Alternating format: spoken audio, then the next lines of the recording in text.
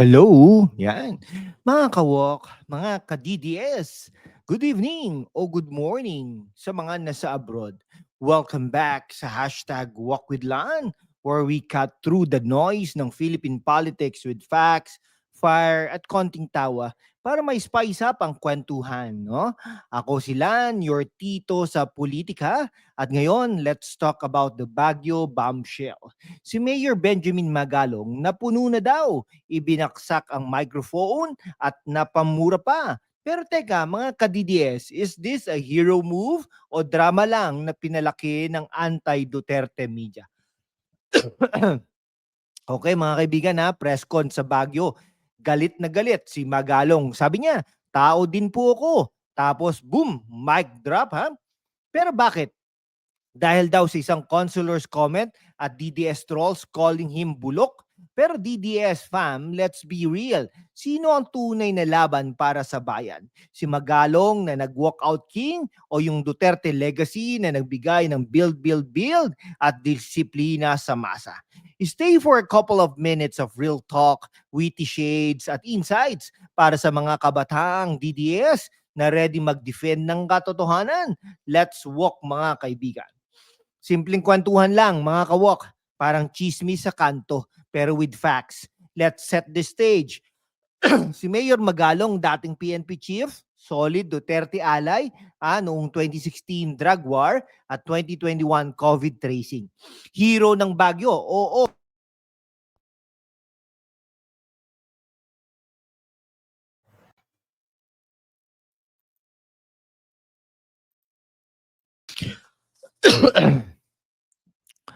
Okay solid Duterte ally noong 2016 drug war at 2021 COVID tracing. Hero ng Baguio, oo. Pero fast forward to 2025, he is the special advisor sa Independent Commission for Infrastructure o ICI. Mission, Audit Infra Project.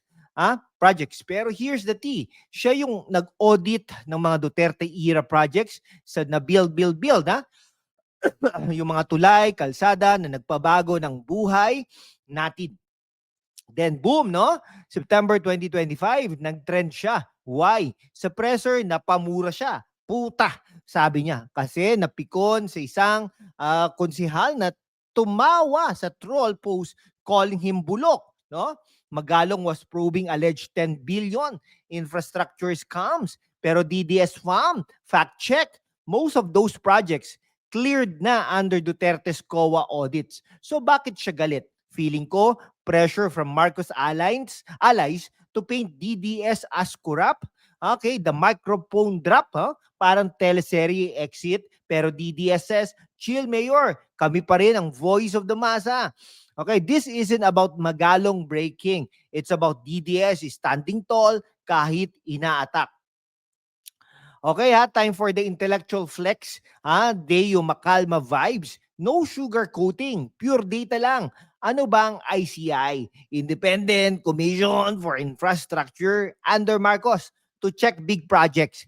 Magalong's job snipe anomalies. Pero here's the score. Under Duterte's build, 1.2 trillion pesos went to 5,000 plus projects. 95% clean per COA 2023 report. Magalong's claim 10 billion pesos daw, anomalies, but no hard proof. Puro allegations na amplified ng anti-DDS media. Okay, mga kaibigan Magalong's mic drop smells like a PR stunt. Why resign now? Pre-2028 election, DDS jury. No? Marcos camp pushing him to smear Duterte's infra wins. Okay, sa politics, timing is everything. Magalong's human, sure, pero DDS is the heartbeat ng masa, discipline, pro-poor, anti-elite. Okay, now, the meaty part. Yung DDS, strength versus Magalong's meltdown. DDS started as Duterte's army, masa versus oligarchs. 2025, still kicking, defending the legacy of discipline, infra at peace and order. Magalong's rant, parang stray bullet. He's hitting DDS pero walang solid ammo, no? His ICI role was to audit, but when he flagged Duterte-era projects without proof, DDS clapped back. Bulok ka nga kung puro chismis. Okay, parang si Magalong sa group chat, biglang sinso ng DDS kasi walang resibo. Sara Duterte's 2028 buzz is rising and DDS sees Magalong's drama as a distraction. Sa Philippine politics, loyalty sa masa, loyalty sa drama. DDS stands for the jeepney driver, the vendor, the probinsyano, not the elite media spinning Magalong as saint. Okay, breather muna mga kawok. Kailangan ng tawa after heavy kwentuhan, no? Imagine si Duterte sa presser, mic drop. Ako nga, drop araw-araw pero tuloy ang laban. Okay, Magalong's tao din po ako versus DDS. Kami ang tao. Kaya kami, DDS, picture Magalong as drama lead sa teleserye. Pero DDS yung crowd cheering. Laban lang, Mayor. Noong 2016, DDS rally ako. First bump everywhere. That's the energy we need now. Mga kabataan, sa TikTok, DDS edits are fire. No? Duterte legacy with trap beats. Laugh, pero think, no? Humor keeps us strong, not divided. Sa mga kabatang DDS, this Magalong drama, it's a test. Corruption talk is noise if walang resibo. Duterte's legacy, roads, free tuition, drug war wins, that's your future. Secured, Insight sa critical jury power is with the masa, not the loud elite. DDS is your voice. Post it, tweet it, vote it, no? Kwentuhan. Start sa barangay. Support pro-masa leaders like Sara.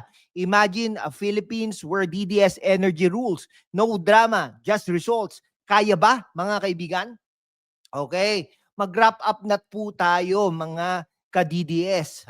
Duterte diehard supporters. Pero ang mga DDS, ito po ay mga pangkaraniwang tao hanggang middle class, no? Ito po yung mga mahihirap, Okay. Ano po ba masasabi nyo dun sa kay Mayor Magalong na drinap niya ang mic at nag-resign po siya sa ICI? No? Drama lang ba ito o may katotohanan? Mga DDS, the real laban para sa bayan, no? Okay, Next episode po natin, Sara's 2028 game plan. Siya po ang ini-endorso natin dito sa #WalkWithLan. Yung 100,000 subscribers po natin. Ay, kayo na po magkakaalaman na. Like, sub, share. Ipakita natin ang lakas ng DDS. Mga kababayan, sa panahon ng kasinungalingan, ang DDS ang tunay na katotohanan. Sumali na sa aking YouTube membership. Suportahan ang laban para sa masa. Walang takot, puro tapang. Salamat mga ka-walk. #WalkWithLan membership. Join na at mabuhay ang Pilipinas.